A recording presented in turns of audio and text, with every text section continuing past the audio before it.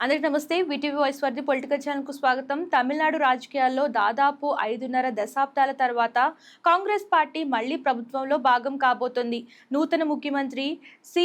Joseph Vijay నేతృత్వంలో TVK ప్రభుత్వంలో కాంగ్రెస్‌కు 2 మంత్రి పదవులు కేటాయించడంతో ఈ కీలక పరిణామం చోటు చేసుకుంది. ఇటీవల జరిగిన తమిళనాడు అసెంబ్లీ ఎన్నికల్లో ఏ పార్టీకి స్పష్టమైన మెజారిటీ లభించలేదు. 234 స్థానాలున్న అసెంబ్లీలో తొలిసారి ఎన్నికల్లో పోటీ చేసిన విజయ్ పార్టీ టీవీకే 108 స్థానాలతో అతిపెద్ద పార్టీగా అవతరించింది. అయితే ప్రభుత్వం ఏర్పాటుకు అవసరమైన 118 సీట్ల మ్యాజిక్ ఫిగర్ కు చేరుకోలేకపోయింది. దీంతో విజయ్ కాంగ్రెస్ ఇతర పార్టీల మద్దతు కోరారు. కాంగ్రెస్ పార్టీ 5 స్థానాల్లో గెలుపొందగా సిపిఐ, సిపిఎం, విసికే, ఐయుఎంఎల్ వంటి పార్టీలు కూడా టీవీకేకు మద్దతు ప్రకటించాయి. దీంతో విజయ్ సులభంగా మెజారిటీని సాధించి ప్రభుత్వం ఏర్పాటుకు ముందుకొచ్చారు.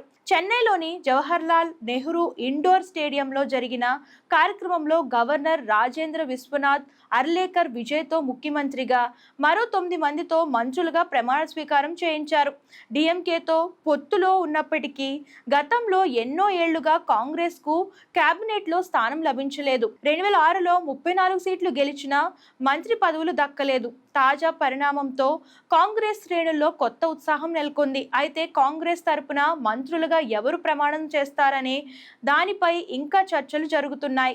త్వరలోనే ఢిల్లీ అధిష్టానం నిర్ణయం తీసుకుంటుందని ఏఐసిసి పరిశీలకుడు గిరీష్ చోడంకర్ తెలిపారు. సో మరి కాంగ్రెస్ తరపు నుంచి 2 మంత్రి స్థానాలు అయితే తమిళనాడులో ఉండబోతున్నాయి. సో ఎవరు ఈ మంత్రి స్థానాలకి ప్రమాణ స్వీకారం చేస్తారో అది అధిష్టానం నిర్ణయిస్తుంది. దీని గురించి మీకు ఏమనిపిస్తుందో కామెంట్స్ చేసేయండి.